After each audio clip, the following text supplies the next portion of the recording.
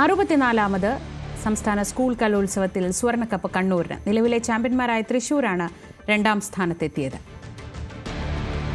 Government girls HSS cotton hill, PSS Gurukulam HSS Alathur, Vidyadhiraja Vidya EM HS Aluva, assumption HS Bathery Wayanad. സമാപന സമ്മേളനം പ്രതിപക്ഷ നേതാവ് VD സതീശനാണ് ഉദ്ഘാടനം ചെയ്തത്.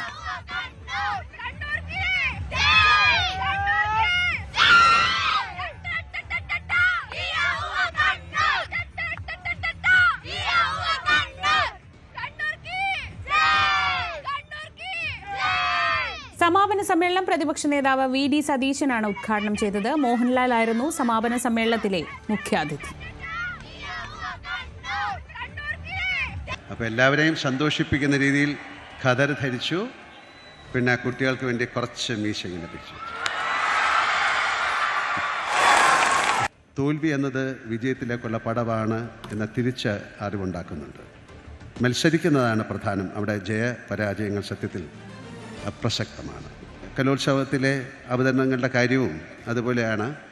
പലപ്പോഴും പലർക്കും റിഹേഴ്സലിനോളം പോലും മികച്ച പ്രകടനങ്ങൾ കാഴ്ചവെക്കാനായെന്ന് വരില്ല, പല കാരണങ്ങൾ കൊണ്ടും. അതിൽ അങ്ങനെ സമ്മാനങ്ങളൊക്കെ നഷ്ടപ്പെടാൻ സാധിച്ചുവെന്ന് വരാം. അതിനാൽ സമ്മാനങ്ങൾ നേടാൻ സാധിക്കാതെ വരുന്ന ആൾക്കാരുമുണ്ട്. അതുകൊണ്ട് അവരാരും മോശം കലാകാരന്മാരാവുന്നില്ല.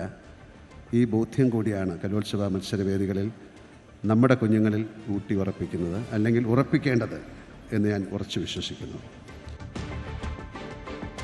നവമി ദിനേശ് വിവരങ്ങളുമായി. നവമി, അങ്ങനെ കലാപൂരം കൊടിയിറങ്ങിയിരിക്കുകയാണ്. ഉപചാരം ചൊല്ലി പിരിഞ്ഞു. തൃശ്ശൂരിൻ്റെ എല്ലാ വലിയ പൂരങ്ങളും നടക്കുന്ന ആ മണ്ണിൽ ഉപചാരം ചൊല്ലി പിരിച്ചിലും കഴിഞ്ഞു. പക്ഷേ ഇത്തവണ കണ്ണൂർ ആ കിരീടം കൊണ്ടുപോയി. എങ്ങനെയായിരുന്നു സമാപന ദിവസത്തെ വാശിയേറിയ മത്സരമൊക്കെ?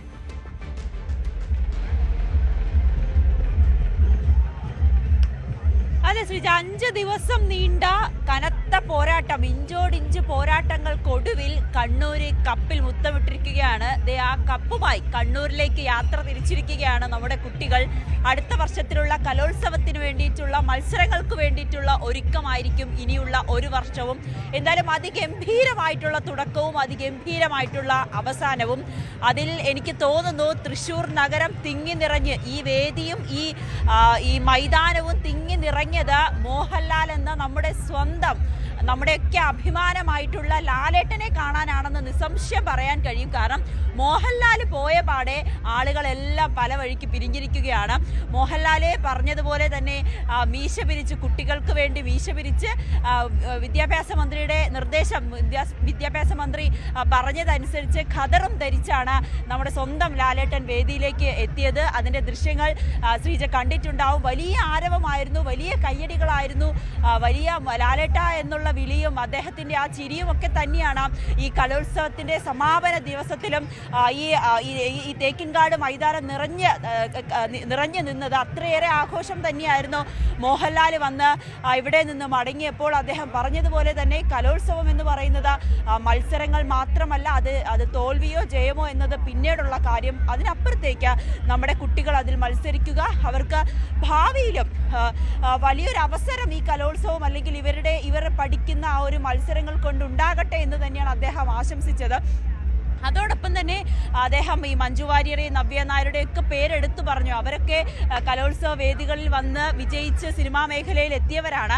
അതുപോലെ തന്നെയാണ് ഇനിയും നമ്മുടെ ഭാവിയിലെ സിനിമാ താരങ്ങളോ അല്ലെങ്കിൽ വലിയ കലാപ്രതിഭകളോ ആകട്ടെ നമ്മുടെ കുട്ടികളെന്ന് അനുഗ്രഹിച്ചുകൊണ്ടാണ് അദ്ദേഹം ഇവിടെ നിന്ന് മടങ്ങിയത്. പ്രതിപക്ഷ നേതാവ് VD സതീശനായിരുന്നു ചടങ്ങ് ഉദ്ഘാടനം ചെയ്തത്. അദ്ദേഹവും പറഞ്ഞത് തൃശ്ശൂരിലാണ് കലോത്സവത്തിൻ്റെ സമാപനം എന്ന് പറഞ്ഞപ്പോൾ തൃശ്ശൂർക്കാരപ്പോൾ അത് കൊണ്ടുപോയിക്കോളും, നമ്മൾ ഒരു ടെൻഷനും വേണ്ട എന്ന് വിദ്യാഭ്യാസ മന്ത്രിയോട് ഫോണിൽ തന്നെ പറയുകയും ചെയ്തു. അദ്ദേഹം വരികയും ചെയ്തു. വന്ന് എല്ലാവരെയും, കുട്ടികളെ എല്ലാം ആശീർവദിച്ചിട്ട് തന്നെയാണ് അദ്ദേഹവും മടങ്ങിയത്.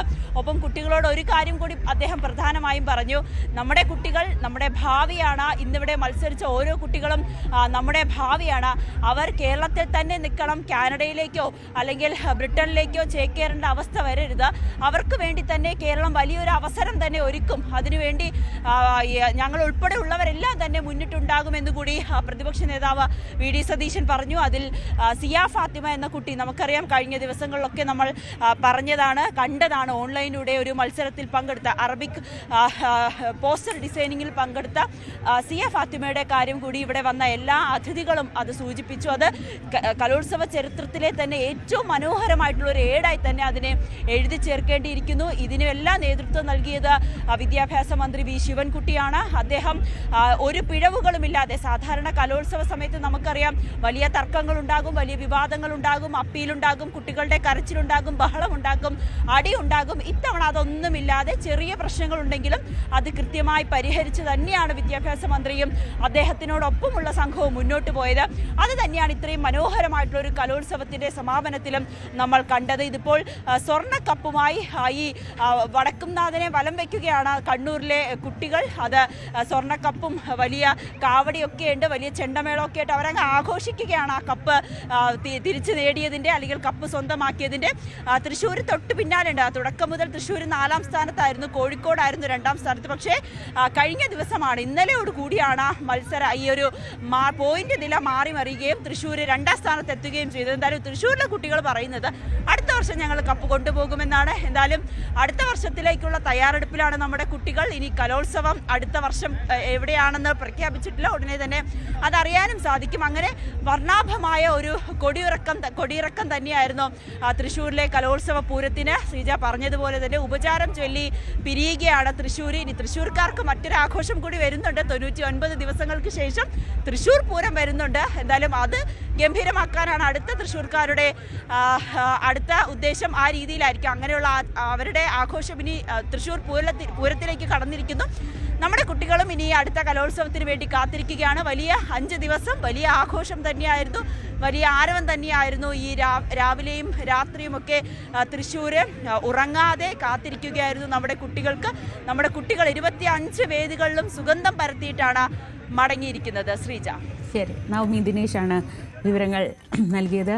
നവമിയെ പോലൊരു കടുത്ത മോഹൻലാൽ ഫാനിന് എന്തായാലും കലോത്സവം അതിഗംഭീരമായി സമാപിച്ചു എന്ന് തന്നെ പറയാം. കഴിഞ്ഞ 5 ദിവസങ്ങളിൽ കലയുടെ വിവിധ ഭാവങ്ങൾ ആസ്വദിച്ചു. ഇപ്പോൾ ഇന്ന് ഏറ്റവും അവസാനം മോഹൻലാലിൻ്റെ പ്രസംഗത്തോടെ 64ാമത് സംസ്ഥാന സ്കൂൾ കലോത്സവത്തിൻ്റെ സമാപന ചടങ്ങ് കൂടി പൂർണ്ണമായിരിക്കുകയാണ്. ഇനി ഒരു വർഷത്തെ കാത്തിരിപ്പാണ് കുട്ടികൾക്ക്. തൃശ്ശൂർക്കാർക്ക് അടുത്ത പൂരത്തിന് അധികം കാത്തിരിക്കേണ്ട എന്നൊരു സന്തോഷമുണ്ട് ഇതിനിടയിൽ. കൂടുതൽ വാർത്തകൾക്ക് news 18 Keralam YouTube channel subscribe ചെയ്യുക.